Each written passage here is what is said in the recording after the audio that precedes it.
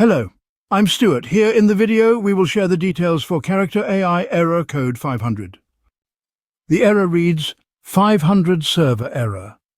As per our research, this error is related to Character AI's servers. It does not indicate a problem with your internet connection or device. Instead, it means that the server is struggling to process your request due to an internal issue. To deal with the issue, first try refreshing the page or logging out and logging back in to see if it resolves the issue. If the issue is caused by any temporary glitch, then refreshing or re-logging in may help. If the error continues even after refreshing the page or logging out and logging back in, then the error is caused by some server-side issue. The best thing to do is wait for a while and then try again.